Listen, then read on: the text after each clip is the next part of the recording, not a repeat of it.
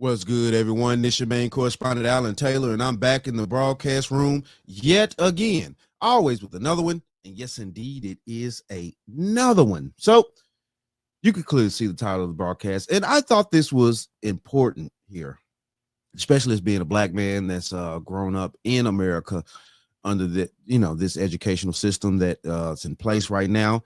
Um, I've seen it change, and I'm not saying it was all that it was just all that in the first place, but excuse me. But all I'm saying is though is I've seen things change over a period of time and stuff like that. But black boys have always had a hard time in the educational system. So we're gonna hear from a couple of sisters here. One's gonna talk about definitely probably grade school education, and the other one's gonna talk about college. So let's dive off into this. Quarters, nickels, and dimes, people. So I just left out of an elementary school doing some observations for a client that we work with. And let me just say this. If we don't save our black boys, if we don't step up as a community and come to the rescue of our black boys, we are going to see that gap continue to widen between black boys who pursue education and skilled labor and black boys who are illiterate or end up in jail, in the streets. That number is going to continue to grow. And that gap is going to continue to widen between black girls and black boys. I watched and observed the black girls versus the black boys in this classroom. And this is a very mixed classroom. White kids, black kids, a few Hispanic kids. I think I saw like one Asian kid, but a mixed classroom. And the boys just couldn't sit down. They was up, they was being loud, they was having quiet time. The teacher. Okay, to speak upon that, when you're dealing with boys in a sitting situation that has to sit for a long period of time, boys have a whole lot more energy levels than young girls do. That's the reason why recess and all that stuff used to be in play. I don't know what's going on in school nowadays, whether they have recess and all that stuff now. I've heard that they may have cut that thing. I just heard that. I can't speak upon whether that's actually true or not. But when you have young boys need to actually move. The energy level in young boys cannot sit there consistently for a long period of time like that. You know what I'm saying? They have to move around. So you need to make education, physical for boys. I'll put it that way. Let's keep going just a little bit more, okay? Teacher was trying to redirect them. I don't think she was doing enough. And you can just tell that they need more support. They need more structure. And I know that starts at home. At home, but unfortunately, yes, they do. All of our black boys are not in a good home. So where is the village? When does the village kick in? I couldn't help myself. The village is destroyed. That's part of the issue. Community, village, all the same thing. It's destroyed right now.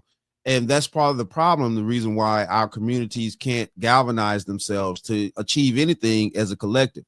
And that also trickles down to the dynamics of the family and stuff like that, to where, these children can't properly be educated the proper way because we've lost the facts of how to educate boys and girls.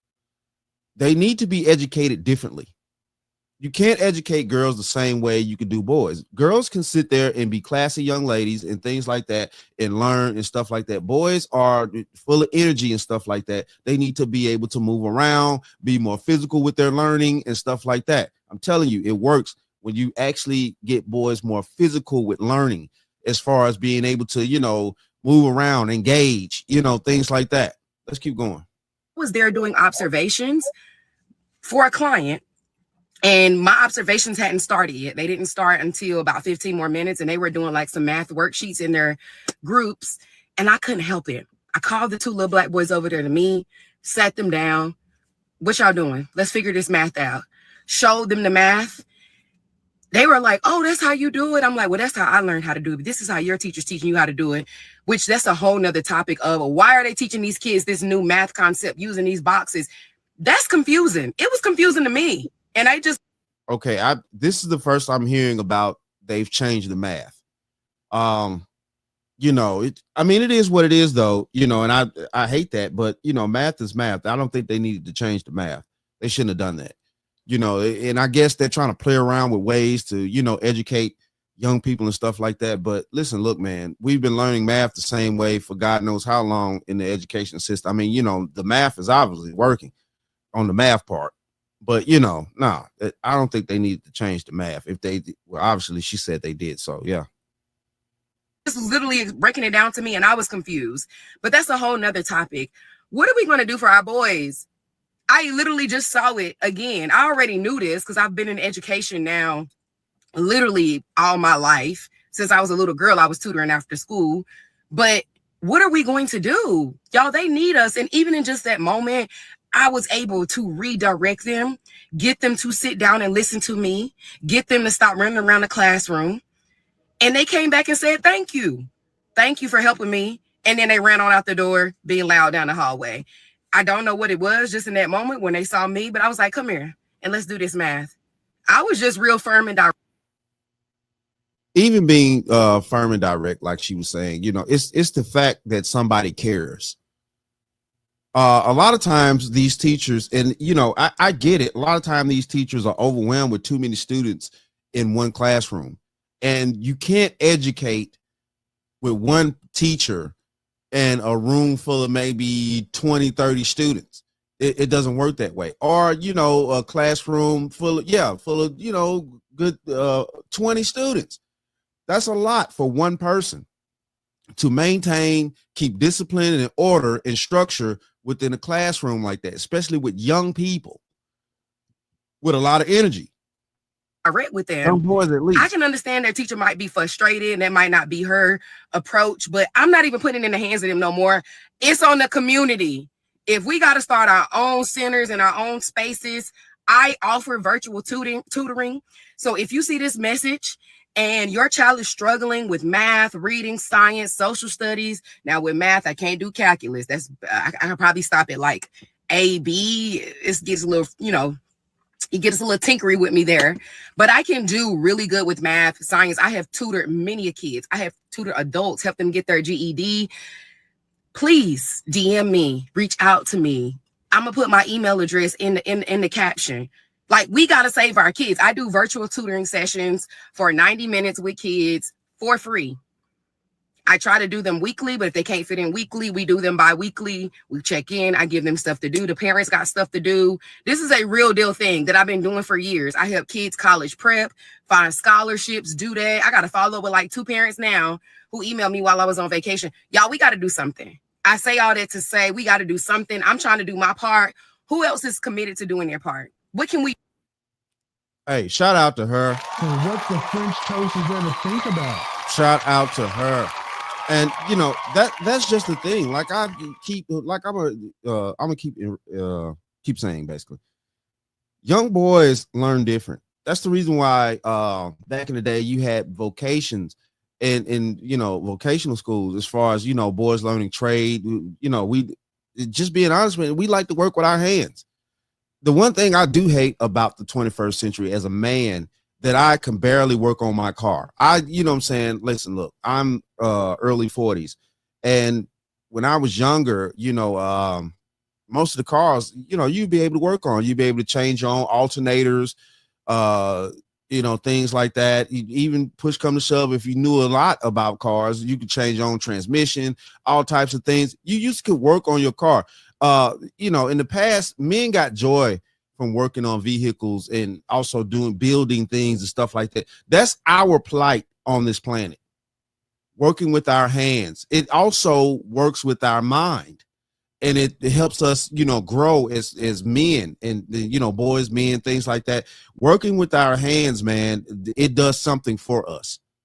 You know, physical work and things like that. That's the reason why a lot of boys are not learning in school, is because it's, you know what I'm saying, they need more physical work and, you know, be able to physically figure the problem out in order to solve it and things like that. And that's what's going on. We need more vocational classes where young boys can actually, you know, work with their hands and stuff like that. Now, you know, at these young ages that she was speaking about, I definitely get it. You know, yeah, we need it also too, you know, to not overstep it, we definitely need more male teachers, you know, And that's going to also too, another part of that is actually being able to pay these teachers, because, you know, teachers don't just really make a lot, but at the same time though too, yeah, we need more male teachers in school. We need to, you know, and I get it, it's a stigma around men being around young children nowadays, because, you know, we're so paranoid that that men would be these egregious type of men. But we've seen lately here that it's been a lot of women that have been teachers and stuff out here that have been doing egregious things to these children. Look it up, it's there. Now, I don't mean to dive off into that, but all I'm saying is, though, it needs to be a balance in these classrooms. We need male teachers back in school, good coaches, things like that, that these young boys could actually talk to about male problems. And these these the male coaches could actually, you know, guide these young men and structure stuff like that. Plus the balance of the household, which is, you know, pretty much destroyed at this point too. You know, it's a lot, the reason why these young boys are being left behind. It's a lot. So, you know, this is where we at right here. I'm going to keep going because, yeah, we're going to talk about, we're going to get here now.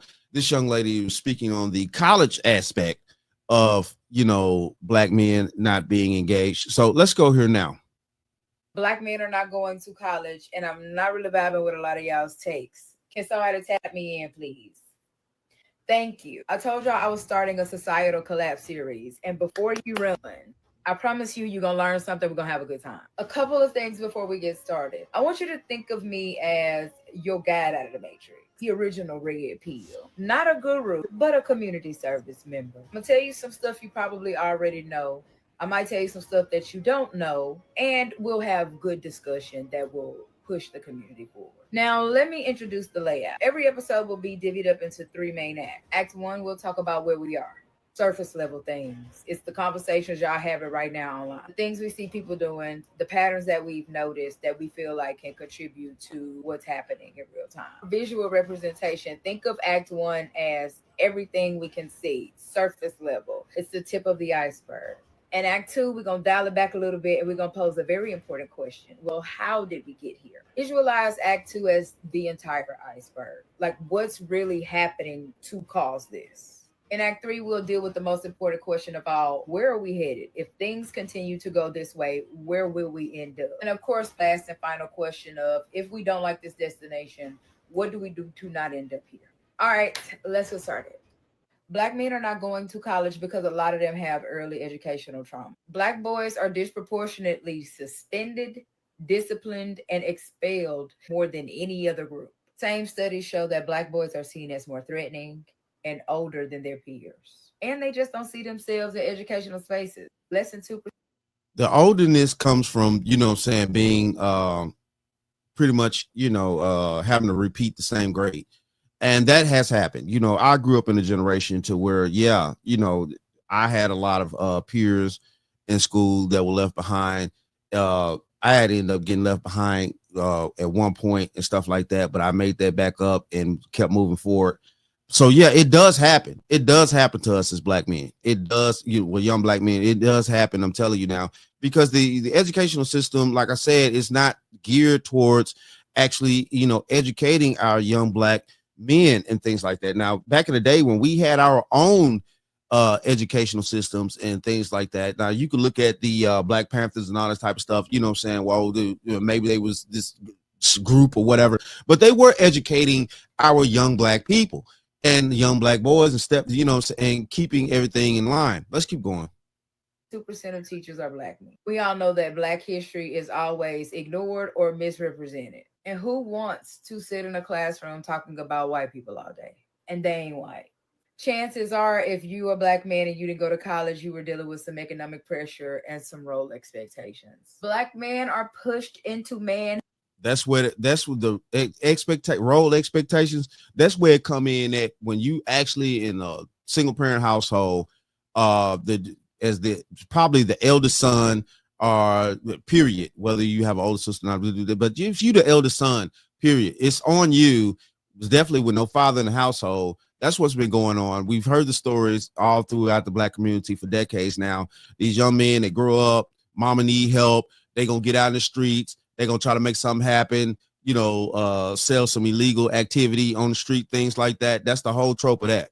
Hood early, whether implicitly or explicitly. Let me explain. Your mama single. She raising y'all by herself. She may not have told you to get up and go do something because your daddy ain't there, but you did because you felt that pressure. A lot of y'all was born into survival. So education became a luxury and not a priority. And this will look like going to trade school or working in a factory as soon as you get out of school, because the cash would be more helpful right away. Right. But see, that's the thing though. The factories and things like that have been sold off by our government systems and stuff like that. Now, y'all want to get mad at Trump for trying to put these pieces of industries back in place over here in America, which our previous administrations throughout the decades shipped all the factory jobs overseas.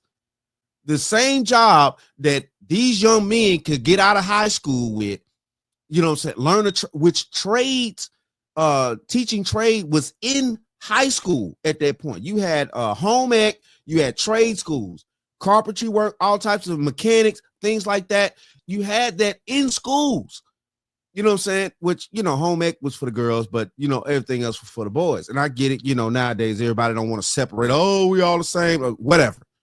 Listen, look, that's what was going down. The boys could learn skills with their hands. Like I said before, we like to work with our hands. Growing up from young boys, back in the day, we used to get toys where we had to work with our hands, Legos, all types of stuff, trucks, things like that, and we naturally like to play with these things as young boys, used to. I don't know what's going on with young boys nowadays. Sorry, I have a daughter, so, I had to do daddy-daughter stuff. But, saying growing up as a young, as a man too, I remember that. Yeah, I had little tool sets and stuff like that my people bought me. My mother and stuff bought me tool sets. My father bought me, little trucks and stuff to, they didn't, they bought me stuff that I knew. Well, I didn't know at the time, but growing up now and looking back, that actually helps me. I'm able to work with my hands now. I can build whatever I want to build if I need to build it, things like that. It's man, dude, boys need physical work. It fulfills them. I'm telling you, it fulfills their soul, and they'll work better with physical activity. And our last and final stop in Act 1 is Prison Pipeline. I'm a little disappointed. I ain't gonna hold you. I'm a little disappointed in some of y'all. I've seen creator after creator say, oh, well, I know Prison Pipeline exists, but still, do you understand the setup that this is?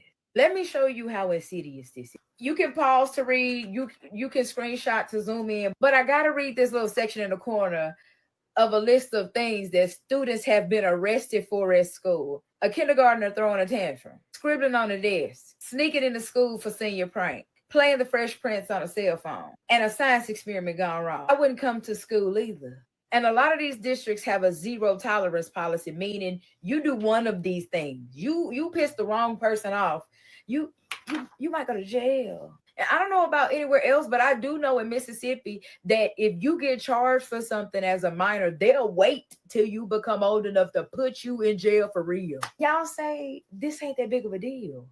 You know it exists, but what? It is so disheartening to see other Black people ready to point the finger at Black men as if they are not operating in a system that was designed for them to fail like this. You actually don't know how real it is until you see it for yourself. And the thing about school to prison pipeline is that when these kids get arrested or they get entangled in the system because they're young and their frontal lobe ain't developed like every other kid and they make a stupid mistake, once they get in that system, there's no real reform. Once they get tangled up in getting arrested and trying to come in and out of school, there's no real reform. Ain't no rehabilitation. They just out there. Right. The system is not designed to rehabilitate anybody. At this point, I'm gonna be honest with you. It doesn't matter, Black boys, white boys, it doesn't matter. If you get caught up in the system, it's not designed to reform anybody. Listen, look, back in the day, I'm gonna take Malcolm X for an example. When he went to prison, he was able to get, you know, his degrees. He was able to, you know, read stuff like that. In prisons nowadays, they don't even allow that to go on. You, from what I've been told and things like that, you can't even get your GED in prison anymore. So, you know, yeah, they cut that part out. You know, they definitely don't want, you know what I'm saying, to rehabilitate anybody within that system. But it ain't that big of a deal. We're going to finish Act 1 with some myth busters, because unfortunately what I'm seeing online with this black men don't go to college rhetoric is a bunch of outdated thinking, lots of victim blaming, and that ain't how we get to a solution. We get to the solution through the truth, and this is the truth. Myth 1, black boys are just naturally more disruptive. In 2014, Yale did a study that showed teachers were more likely to focus on black boys when told to look out for misbehaviors. White boys displaying the same behaviors were issued a warning or support before they got punished. Myth number 2, black men just don't value education. In early childhood, black boys express the same amount of excitement for learning that white boys do. But by the 4th grade, only 18% of black boys are reading at grade level. Okay, and at that point, you see what I'm saying? That also goes down to what was said in the first video from the young lady about the community and the lack of support. And also, basically, I'm just going to be honest with you, this single parent household stuff. You know, it just is what it is. The community can't thrive with just one parent in the household. If it take 2 to make a child, it take 2 to raise a child, it take 2 to educate the child. So we can't, you know, expect these children, especially our young boys, to actually, you know, galvanize themselves with education and try to understand where they need this as well to, you know, move forward with it if they don't have 2 parents in the household that are not arguing and fighting, you know, things like that or whatever, or disruptive and trying to focus on educating the children for the future. It just is what it is out here. And that's a huge problem within our community because our community is broken, and it breaks down all the way to the households being broken as well. And that also affects the children, you know, learning educational wise. You know, I mean, it works for both boys and girls with education. But in today's society, of course, the girls are being promoted, you know, on a pedestal more to get education and stuff like that than the boys. This is 42% of white boys. Okay, that's black men fault. Black boys need more discipline at home. Black boys are 4 times more likely to be suspended than white boys for the same thing. Research explicitly states that there is no difference in the severity of the infraction. They're doing the same thing. It's literally how schools are responding to black men. I'm forgetting the number of myths. Myth, whatever. They only into sports and rap. Society be funneling these boys in. That's because that's in the black community right now. It has been for a few decades now. Music and sports has been the only real tangible way that, you know, at least some of our young black boys going into black men can actually get out of the poverty line. For at least the past 40 years. That's been the only tangible way that these young black boys going into black men could get out of poverty and, you know, of course, help their family, stuff like that. We know the tropes, you know, yeah, football player get up, he got to help his mom, family, stuff like that. I get that. Don't get me wrong. But all I'm saying is, though, if the community was structured a lot better, like it used to be in the black community with a 2-parent household, you know, we'll have more scientists, we'll have more educators, would have more philosophers, we'll have more you know, individuals, you know, technical, you know, technical people, you know, you get what I'm saying, you know, people in the tech and stuff like that. If we had a lot of structure in our community and discipline, you know, yeah, we would actually be winning, severely winning into these careers. That's why they the only people you really see on TV like that. Research shows that schools who have black male teachers also see an increase in black boys' interest in education, especially in reading and math. Right. There we go out there. What did I say previously? Need more men in schools. Yes, need more men in schools so to relate to these young boys. And that will help. I'm telling you, listen, look, I had a few male teachers in my school back in the day because, you know, we did have male teachers in school, you know, let alone with, you know, the men in my family, father, stuff like that. And I listen, look, you know, I never was like this rogue scholar or no shit like that. Don't get me wrong. But all I'm saying is, though, them men help keep a lot of boys on the straight and narrow in school. You know, our coaches and stuff like that. You know, I know, you know what I definitely had this one teacher, Mr. Lewis. You know, he taught history, and a lot of people sit there and be like, man, history's boring as hell. You know what I'm saying? But at the same time, though, too, Mr. Lewis did something for history class that was definitely needed to, you know, make history class fun. I mean, he made it so fun. I actually wanted to go to Mr. Lewis class to learn history. And everybody sitting around here like, man, history boring as hell. What are you trying to learn? You know what I'm saying? But Mr. Lewis made it fun. He made it active. He made it, you know what I'm saying? Like I said, for boys, he made it exciting. He made it, you know, physical. He made it active. And that's what boys need in order to learn. And that's no game.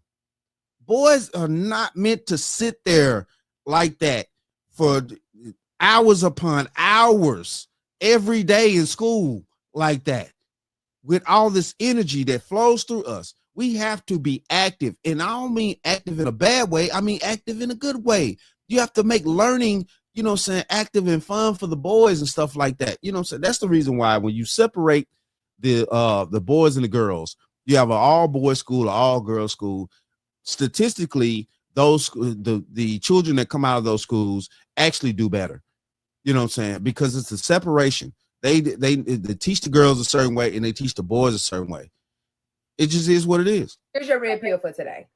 If society doesn't see Black boys as worth investing in, they will learn to stop investing in themselves. They won't go to college. That's an investment. We've successfully wrapped up Act 1. Let me know how you feel about Act 1 in the comments. You agree, you disagree. But just keep in mind that I'm creating this series so that we can start having healing conversations, pushing forward a narrative that'll get us a solution conversation. Shout out to her. And what the French toast is going to think about. Shout out to her too. Yes, this is very serious. And you know, this is just the thing, man. I'm glad this situation ran across my feed and stuff like that, you know, because yeah, man, growing up as a young Black boy in America to a man, I definitely understand where these, you know, young ladies are coming from. And it's also good to see Black women that are actually interested in wanting to, you know, uplift young Black men, because we've been hearing so long now for decades now that Black women don't care about us and they, you know what I'm saying, we're trash, and, you know, Black women, you know, even some of them wish death upon us and things like that, you know, and, you know, I hear these things. So I know you hear these things on the internet too as well, you know, but yeah, man, it's definitely refreshing to see, you know, Black women that actually are interested in wanting to, you know, get Black boys to become decent Black men and get them educated. Yeah, man. But like I said, though, the education of young Black boys, or boys period, is different and things like that. And, you know, boys, we're more physical. We need the physical aspect of, you know, learning. We need to be active when learning. And that's the way we learn the best. But it is what it is, though. Shout out to all my subscribers. I will leave the links to both these young ladies, you know, TikToks and stuff like that down below. So, you know what I'm saying? Shit, it is what it is, though. Shout out to all my subscribers. Mad love to y'all. If you're new to the channel, please hit that like, share, subscribe button. Make sure you ring that bell to be notified whenever I decide to post things. And like I always say, and that, my friends, is the bottom line. That, my friends, is the bottom line.